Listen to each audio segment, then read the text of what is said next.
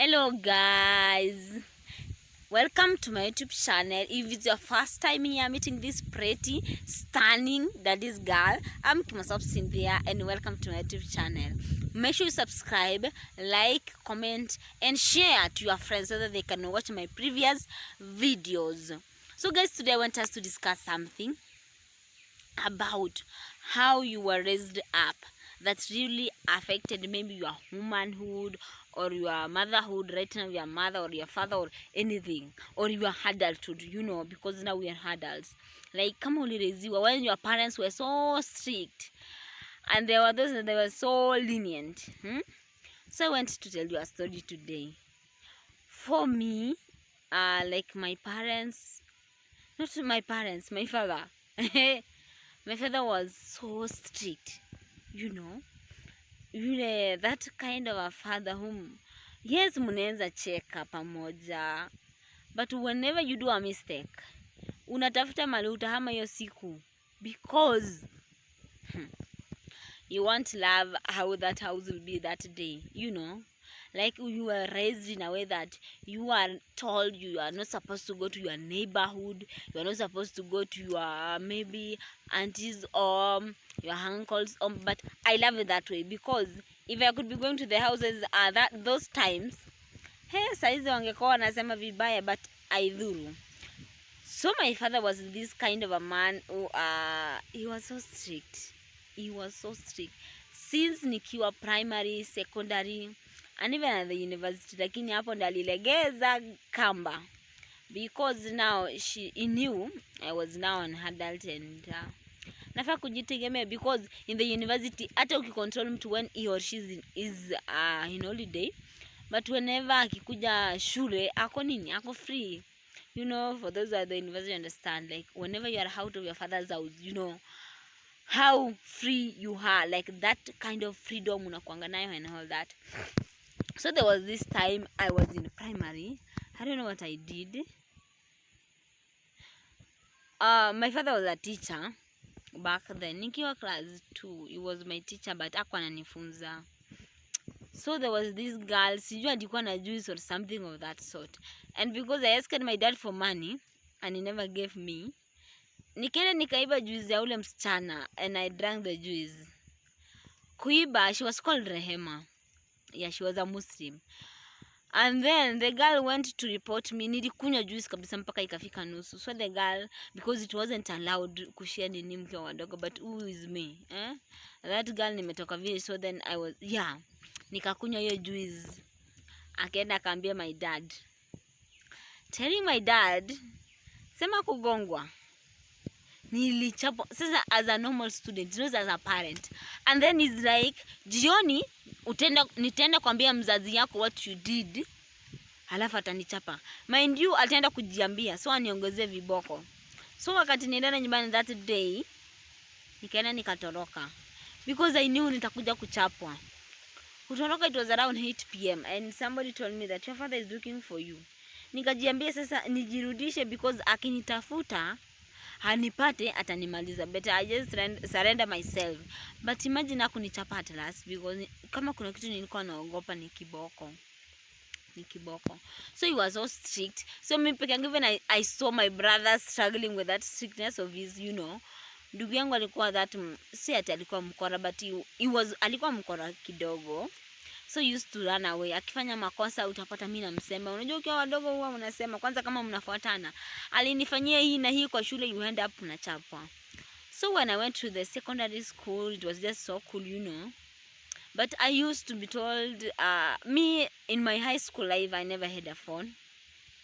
I was just that good girl, But even not for my father, ningekuwa na simu. Because nilikuwa naogopa, what if akinipata na hii simu, hata nikanyaga. I used to fear him so much. So kuna hii wakati we were done with high school and I think he never bought me a phone first. Akasema is waiting for the results so that aone kama atanibaya simu or not. We waited for the results. So zikakuja, I managed to join the campus. So akasema ataninulia nini? Simu. But you need to be so obedient as you used to be, you know. He bought me the phone, but he kept seeing who I call, who I text.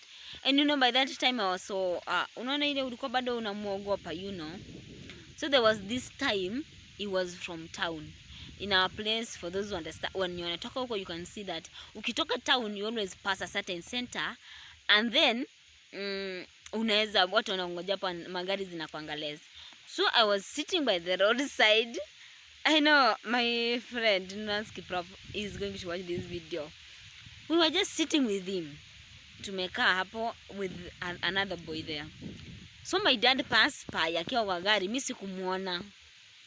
Akaenda akafika huko mbele, and then he's calling me like, uko wapi? Nikamwambia niko huku nyuma. Akaniambia hebu kuja huko mbele. I thought ni kitu mzuri, like amesema basi nisaidie kubeba maybe mzigo ama kubeba bag like I used to do. Unaangalia unakuwa unakimbilia mzazi yako. Only kufika hapo, by then I was sitting with a boyfriend. So hata si hao wenye tulikuwa na wao. So my dad took the phone without even my consent. Unaona ile unakati hivi ukiwa hata utaraji mtu afanye kitu akachukua. So the first thing alifanya ni kusoma the messages. My friend, I felt like disappearing from his face. Akanambia twende tukutane nyumbani, and he remained with the phone. So the guy aliona mbona messages azijibiwi. He called. He called, or my dad called him through now his number, simu yake. Anamuuliza ni nani and such questions, and the guy answered kwa sababu hakuwa anajua anaongea na nani. Guys, hiyo siku nilifika nyumbani kama nimetense, and I never even told my mom what happened because she could have started shouting, but I guess my dad arrived before me kwa sababu nilikuwa napita vichochoro nikijaribu kumpigia nimwambie asireceive a call from this and this, but actually received. I don't know, niligobanishwa. I don't even remember what happened, but it was so bad to me. And I told the guy, let us break up because of this and this. My dad is becoming harsh, you know. And I grew up actually not loving, but not being, I was in contact with men more. That I used to fear him seeing me with them because they may be my friends, or another one maybe a boyfriend, but unaogopa ajue, you know, because atakugonga, atakufanya nini. So utapata whenever you're doing something, everything unaficha. Till now when I reached in the university is when now I told him, Dad, hapa mali mefika, you should just leave me alone. And he was like, I should leave you alone, you should pay your school fees, you should pay your rent. I'm like, no, leave me alone but pay the bills. It was so hard for him. And then now, that is when he told me, you know what, my daughter, I want the best out of you. I want you to be like this. But I told him, Dad, unfortunately, I can't be like that. But for my mother never used to be like that. Ash, ukifanya makosa, hata kuchapa, alikuwa anaambia dad. And then dad will deal with you whether he's around or when he's not around. So I used to fear sana kunini. Until now, but utapata, as you grew up, when your parents used to be strict, ulikuwa unaogopa ku open up to tell them this and this happened to me, this and this happened to me, you know. Utapata hata unaogopa kusema vitu zingine because unaogopa, what if akikuchapa, what if akikufukuza, like the way you disappear and all that. But my grandma used always to be my the one who received me when I disappear from home. I used to go to my grandma's place and be there. Anakuja nyumbani akiwa ananitetea akisema mbona mnachapa mtoto and all that. Ata behave tu when Shosho is there. Wacha Shosho atoke. That is when I will know he's a real Kimosop, you know, and I still have his name till date and I love it. But that is when he told me, actually I was doing that to protect you, to make you know that this is the right way to go. But I actually thank him because kama angekuwa mkali, I couldn't be where I am today. Like singekuwa mali niko leo, like I could have maybe messed up my life before, and actually things could have spoiled or something of that sort, you know. Can you tell me, were your parents strict, or they were so lenient to you, or they were just moderate? For me, my mom was moderate, my dad was that super strict. Ule Simba, you know. But right now we are best friends, we are just somebody, we share everything. But when I used to grow up, nilikuwa namuogopa sana, you know.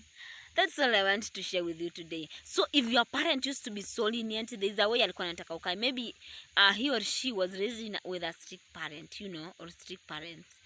But if he or she was strict, you should just give a thumbs up for him or her, because he or she walikuwa wanakutakia mazuri in life, you know. Or just go and ask them, why were you so this and this to me? Because for me, I asked mine, and they told me, we just want to build the best out of you, our girl, you know. And you know, being a first daughter, how fathers are always overprotective of us, like hataki ku let go, hataki anything ikuapanie mbaya. It just wants you to be close to him every now and then and all that. And guys, I'm in a very, very cool environment. Yeah, leave your comment, share and all that. Thank you for watching my video. Please leave your comment. Were your parents strict or lenient? How did you deal with them? You know. Thank you for watching, guys. I love you.